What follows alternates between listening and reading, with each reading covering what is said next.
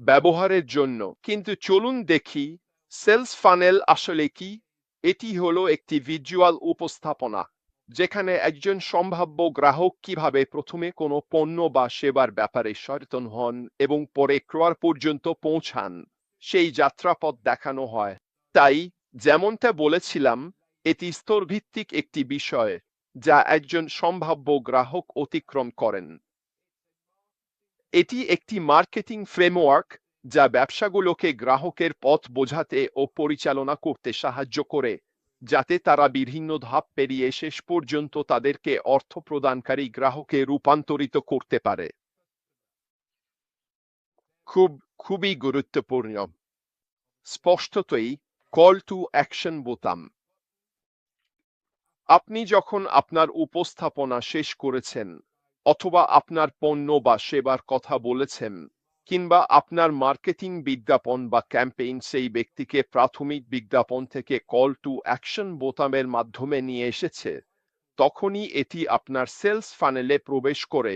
ঠিক আছে, তাহলে দেখুন আমরা এখানে কি করছি। আমরা এমন একটি পথ তৈরি করছি যা একজন গ্রাহক নেবে, হোক সেটা মার্কেটিং তথ্য বা বিজ্ঞাপন যা তারা দেখবে। তারপর তারা যে কল টু অ্যাকশন বোতাম চাপবে সেটি তাদের সেলস ফানেলে নিয়ে যাবে, অথবা সেটা হতে পারে লাইভ করা, ওয়েবিনার করা, ভিডিও করা, যা কল টু অ্যাকশনকে সেলস ফানেলে নিয়ে যায়। সেলস ফানেল নিজেই কিছু গুরুত্বপূর্ণ দিক থাকতে হবে। ঠিক আছে, এটা এমন কিছু নয় যে আপনি হুট করে জোড়াতালি দিয়ে বানিয়ে ফেললেন আর ভালো কিছু হবে বলে আশা করলেন। এটার মধ্যে বিভিন্ন অংশ থাকতে হবে যেগুলো গ্রাহক দেখবে। ঠিক আছে, তাই সাধারণত এটাকে উল্টো পিরামিড হিসেবে দেখানো হয়, যা দেখায় কিভাবে সম্ভাব্য গ্রাহক ক্রয়ের দিকে এগোতে এগোতে সংকীর্ণ হয়ে আসে।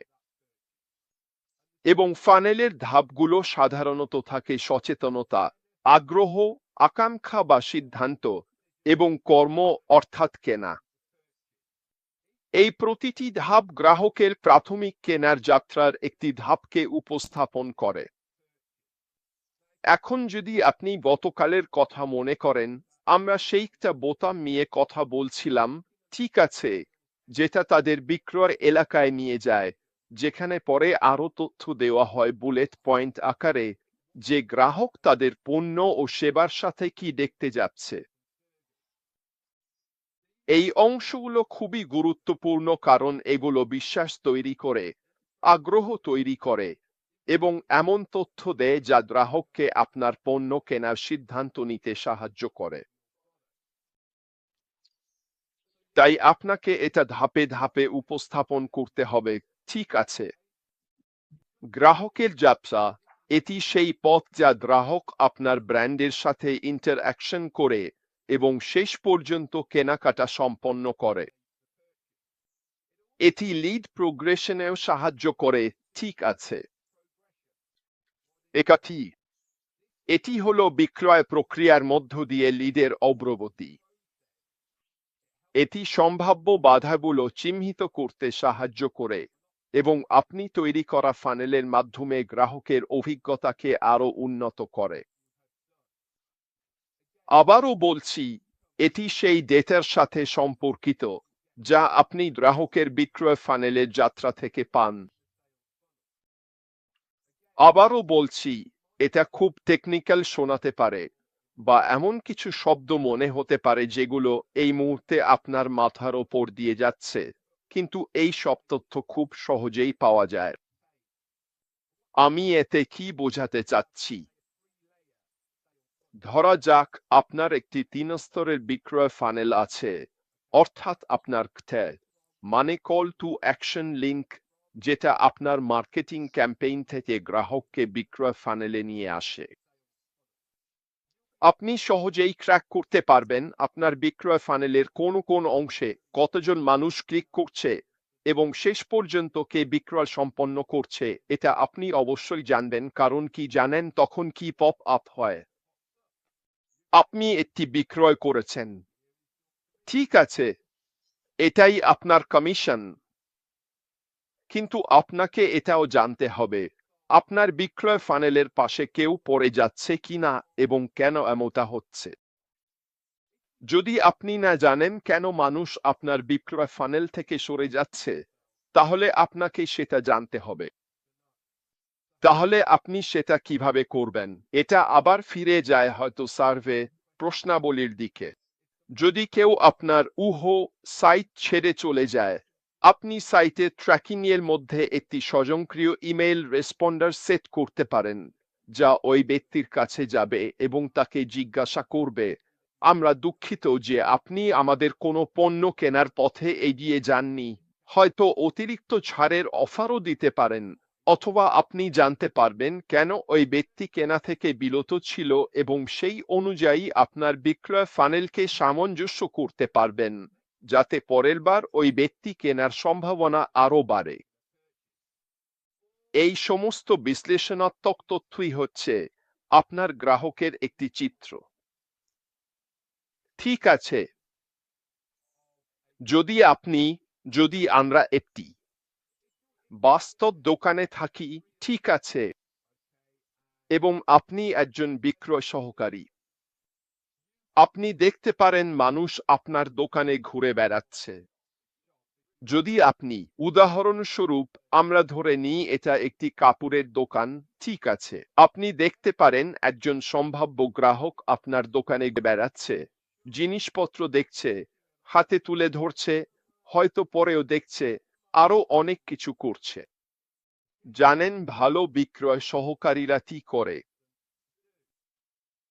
তারা সম্ভাব্য কোনো গ্রাহককে জিনিসপত্র দেখছে দেখে খেয়াল করে, তাই না? তারা তাদের কাছে গিয়ে বলে, হ্যালো স্যার, হ্যালো ম্যাডাম, দেখছি আপনি এটা দেখছেন, আমি কি আপনাকে কোনোভাবে সাহায্য করতে পারি? আপনি কি বিশেষ কোনো কিছু খুঁজছেন? আমি কি আপনাকে সাহায্য করতে পারি? আমি কি আপনাকে সহায়তা করতে পারি? ঠিক আছে, বাস্তব জগতে দোকানে ঠিক এভাবেই হয়। আর জানেন কি, আপনি যত বেশি গ্রাহকের সঙ্গে যোগাযোগ করবেন, বিক্রি করার সম্ভাবনাও তো বেশি বাড়বে। অনলাইনে কিন্তু আপনার সেটা নেই। আপনি দেখতে পান না কেউ আপনার দোকানে ঘুরে বেড়াচ্ছে। তবে আমরা বিশ্লেষণাত্মক ডেটা দিয়ে সেটা পারি। কেউ কোথায় ব্রাউজ করছে, কোথায় ক্লিক করছে, কতক্ষণ সেখানে থাকছে, সেই ব্যক্তির ডেমোগ্রাফিক্স, তারা কোন দেশ থেকে, কখন, কত বছর বয়স, এই তথ্যগুলো। এইসব তথ্য, ঠিক আছে, আপনার বিক্রয় ফানেলকে আপনি যাদের লক্ষ্য করছেন তাদের জন্য আরও নিখুঁতভাবে সাজানোর জন্য অত্যন্ত গুরুত্বপূর্ণ। আপনার লক্ষ্য শ্রোতা কারা সেটা জানা খুবই জরুরি। আমরা আগেও লক্ষ্যভিত্তিক শ্রোতা নিয়ে কথা বলেছি, তাই না? সঠিকভাবে লক্ষ্যভিত্তিক গ্রাহকরাই আপনার পণ্য ও সেবার সবচেয়ে সম্ভাবনাময় ক্রেতা। কিন্তু আপনাকে জানতে হবে সেই লক্ষ্য শ্রোতা কারা, এবং এজন্যই মার্কেটিং ক্যাম্পেইন শুরু করার আগেই ডেটা সংগ্রহ করা জরুরি, যাতে আপনি নিশ্চিত হতে পারেন যে আপনি সঠিক জায়গায় চেষ্টা করছেন। আপনার পণ্য বা সেবার লক্ষ্যবস্তু হতে পারে 18 থেকে 24 বছর বয়সী মানুষ, কিন্তু আপনি যদি 50 থেকে 60 বছর বয়সীদের লক্ষ্য করেন, তাহলে কি হবে জানেন? আপনার বিক্রি হওয়ার সম্ভাবনা অনেক কমে যাবে। কিন্তু যদি আপনার লক্ষ্য শ্রোতা হয় 50 থেকে 60 বছর বয়সী মানুষ, তাহলে আপনাকে তাদেরই লক্ষ্য করতে হবে, 24 থেকে 30 বছর বয়সীদের নয়, কারণ এই নির্দিষ্ট শ্রোতাদের লক্ষ্য করলে বিক্রির সম্ভাবনা অনেক বেশি। এটা খুবই গুরুত্বপূর্ণ। তাই আপনার সেলস ফানেলে, যেমন আমি আগেও বলেছি, গ্রাহকের যাত্রাপথ, লিডের অগ্রগতি এবং পাশাপাশি মার্কেটিং ও সেলসের সমন্বয়, এই ধাপগুলো স্পষ্টভাবে রয়েছে।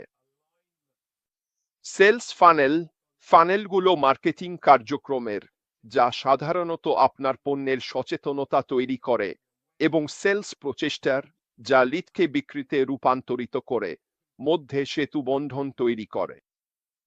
এখানেই আপনাকে জানতে হবে কিভাবে সচেতনতা তৈরি করতে হয়, যা আসে মার্কেটিং ক্যাম্পেইন থেকে, এবং তারপর সেই সচেতনতাকে বিক্রিতে রূপান্তরিত করতে হয়। এখন আপনার মার্কেটিং ক্যাম্পেইন হয়তো এক জায়গায় হচ্ছে, কিন্তু আপনার সেলস ফানেলটা একটু ভিন্ন জায়গায় থাকতে হবে, কারণ আপনি এখানে নির্দিষ্ট লক্ষ্যবস্তু শ্রোতার সঙ্গে কথা বলছেন। আপনি এমন লোকজনের সঙ্গে কথা বলছেন যারা সত্যিই আপনার পণ্য ও সেবায় আগ্রহী। কেন? কারণ তারা না হলে আপনার কল টু অ্যাকশন বাটনে ক্লিক করে আপনার পণ্যের সম্পর্কে আরো তথ্য জানতে চাইতো না। তাহলে একবার তারা সেখানে চলে এলে আপনি জানেন তারা আপনার কাছে যা আছে তাতে আগ্রহী, এবং এখন আপনার দায়িত্ব নিশ্চিত করা যে আপনি তাদের কাছে গুডস পৌঁছে দেন, রূপক অর্থে, হোক সেটা মৌখিকভাবে, লিখিতভাবে, ভিজুয়ালভাবে কিংবা ভিডিওর মাধ্যমে। আপনি যেভাবেই আপনার সেলস ফানেল সাজান না কেন, মূল বিষয় হলো গ্রাহককে সঠিক তথ্য দেওয়া, যাতে তারা আপনার পণ্য কেনার জন্য সবচেয়ে জ্ঞানসম্মত কারণ পায়। ঠিক আছে, এটাই সেই বিষয়গুলো যেগুলো নিয়ে আপনাকে ভাবতে হবে, এবং এগুলোই সেই বিষয় যেগুলো নিয়ে আপনাকে আপনার সেলস ফানেল ডিজাইন করার আগেই ভাবা উচিত। আবারও বলছি, যেমনটা আমি বলেছিলাম, এগুলো হয়তো আমরা পরবর্তী ধাপে দেখতে যাচ্ছি তারই অংশ হতে পারে, কিন্তু যদি না হয় তাহলে আমি সত্যিই আপনাকে পরামর্শ দেব আপনি যেন এগুলো ডিজাইন করার দিকে নজর দেন। এটা নিয়ে চিন্তা করবেন না। আমরা ভবিষ্যতে কিভাবে একটি সেলস ফানেল তৈরি করতে হয় সেটা দেখা এবং শেখা শুরু করতে পারি, যদি সেটা এই অংশের মধ্যে না পড়ে। আমি এই মুহূর্তে যা করছি তা হলো আসলে সেলস ফানেল কি সে সম্পর্কে জ্ঞান আপনাদের সামনে তুলে ধরা। এটা কেমন, এটা কিভাবে স্তরবিন্যাস করা হয়, সেই সেলস ফানেলের মধ্যে আপনাকে কোন কোন বিষয় নিয়ে ভাবতে হবে, যাতে করে গ্রাহক যে যাত্রা শুরু করবে তার শেষে আপনি বিক্রি করতে পারেন, সেই বিষয়গুলো কি। তাহলে আমরা গ্রাহকের যাত্রা নিয়ে কথা বলেছি, তারা যেসব ধাপ অতিক্রম করে সেই ধাপগুলো নিয়ে আলোচনা করেছি: visual representation, lead progression, marketing ও সেলসের সমন্বয়, এবং শেষটি হলো অপটিমাইজেশন। এটা কি? এটা হলো আপনার সেলস ফানেলের প্রতিটি ধাপে কনভার্সন রেট বিশ্লেষণ করা। এরপর ব্যবসাগুলো উন্নতির ক্ষেত্রগুলো চিহ্নিত করতে পারে এবং তাদের সেলস ও মার্কেটিং কৌশল সেই অনুযায়ী অপটিমাইজ করতে পারে যেসব ডেটা তারা সংগ্রহ করেছে তার ভিত্তিতে। আমি যথেষ্ট জোর দিয়ে বলতে চাই, অনলাইনে কিছু বিক্রি করার সময় ডেটা ও তথ্য কতটা গুরুত্বপূর্ণ এটা বোঝানোই কঠিন। না হলে আপনি অন্ধের মতো থাকবেন। এই জ্ঞান ছাড়া আপনি আসলে একেবারে অন্ধের মতো বিশাল এক জায়গায় মার্কেট প্লেসে ঢুকে পড়ছেন। আপনি কি করছেন সে সম্পর্কে কোনো ধারণাই নেই।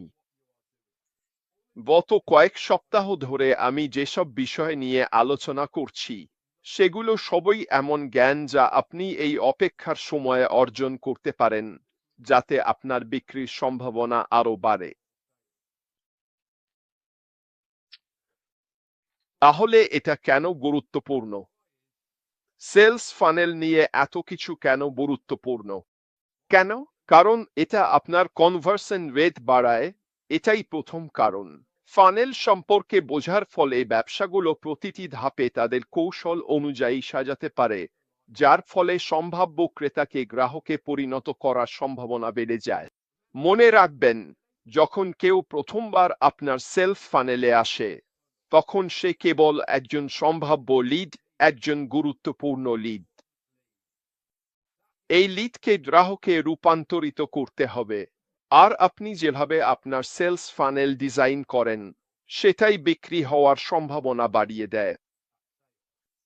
এছাড়াও এটা আপনাকে আরো ভালো ফোকাস মানে বিক্রির পূর্বাভাস দিতেও সাহায্য করে।